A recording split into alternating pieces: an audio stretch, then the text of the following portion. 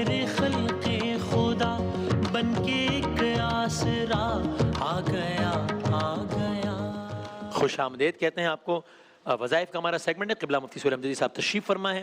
میں ڈائریکٹ سوال پر آتا ہوں تاکہ کم وقت میں زیادہ بات ہو سکے.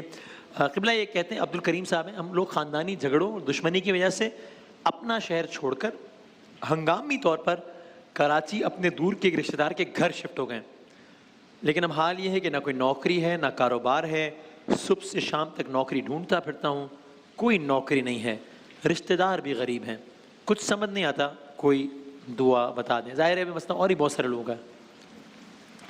بسم اللہ الرحمن الرحیم. اللہم صلی علی سیدنا و مولانا محمد وعلی آلہ و اصحابہ وبارک وسلم. جی عبد الکریم صاحب, آپ نے جو اپنی رویداد سنائی ہے, ظاہر ہے کہ یہ ہمارے بہت سے نوجوانوں کے لیے ہے کہ جو بیچارے آتے ہیں, شہر چھوڑ کر آتے ہیں, بعض اوقات در بدر بھی رہتے ہیں, نوکری وغیرہ نہیں ملتی. اچھا, پہلی بات تو یہ ہے کہ نوکری ہمیشہ ڈھونڈنے سے ملتی ہے. صحیح ہے جی ٹھیک ہے نا. اچھا, میں یہ وہ کمیاں ذکر کر رہا ہوں, ہو سکتا ہے آپ میں نہ ہو. ہاں ایک بات کر ایک اس کو میں جنرلائز کر رہا ہوں. صحیح ٹھیک ہے نا, کہ یہ چیز ڈھونڈنے سے ملتی ہے, تھوڑی سی اسٹرگل کرنے سے ملتی ہے, کوشش کرنے سے ملتی ہے, صبح اٹھ کر اپنی نیند برباد کر کے جانے سے ملتی ہے. صحیح ہاں. میں گھر بیٹھا رہوں اور کسی سے رابطہ کیا نہیں کیا, وہاں سے جواب آیا نہیں آیا, شام میں نے اس کو اینالائز کیا, اس کا رزلٹ یہ نکالا مہینے کے بعد کہ یار نوکری نہیں ہے میرے لیے.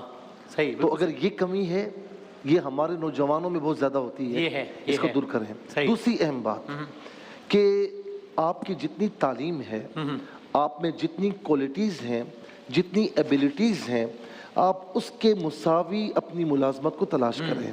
ایسا نہیں کہ آپ کی کوالیفیکیشن کم ہے اور آپ خواب دیکھ رہے ہیں دوسرے, تو اس وقت بھی نوکری آپ کو نہیں ملے گی. ٹھیک ہے نا. یہ اگر کمیاں ہیں تو اس کو ذرا دور کر دیں. اللہ رب العالمین انشاءاللہ کرم فرمائے گا. تھوڑی سی کوشش کریں گے. عربی میں ایک مشہور مقولہ ہے, جملہ ہے, من جدہ وجدہ, یعنی جس نے کوشش کی وہ پا گیا. اچھا, اس عام طور پر نہیں ہوتا کہ بندہ کوشش کرے اور وہ پا نہ سکے. جتنے کامیاب ترین اپنی اپنی فیلڈز میں ایکسپرٹ ہیں, کامیاب ترین لوگ ہیں, ان کے پیچھے اگر جھانک کر دیکھیں آپ ان کی ہسٹری میں, تو اس میں بے پناہ کوششیں ہوتی ہیں, بے پناہ محنتیں, اسٹرگلز ہوتی ہیں, نیند کی بربادی ہوتی ہے, سکون ایک طرف ہوتا ہے, تب کہیں جا کر وہ کامیاب ہوتے ہیں.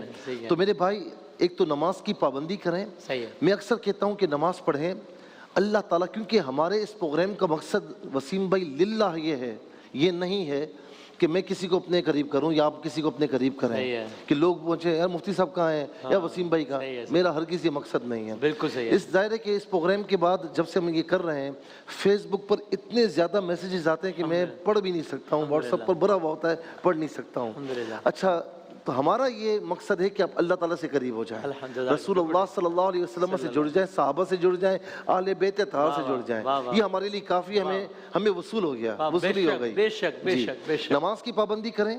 اور یہ جو میں آپ کو سورہ القصص کی آیت نمبر 24 بتا رہا ہوں, میں اختصار کے ساتھ عرض کر رہا ہوں. موسیٰ علیہ السلام جب مصر سے مدین آئے, مدین میں شعیب علیہ السلام موجود ہیں.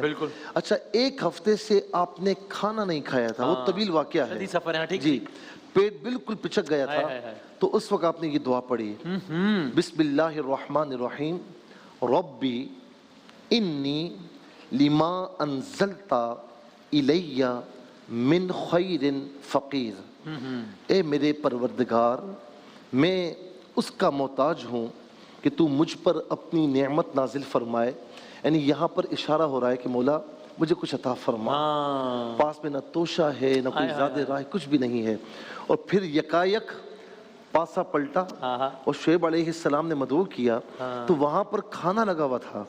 تو آپ نے فرمایا کہ میں یہ کھانا نہیں کھاؤں گا, کہیں ایسا نہ ہو کہ یہ میرے کام کی اجرت بن جائے. ہم اس خاندان سے کہ ہم کام کی اجرت نہیں لیتے. شعیب علیہ السلام بھی نبی ہے نا, فرمایا نہیں, یہ ہمارے آباء و اجداد کا طریقہ ہے کہ کوئی مہمان آتا ہے تو ہم اسے خالی ہاتھ جانے نہیں دیتے.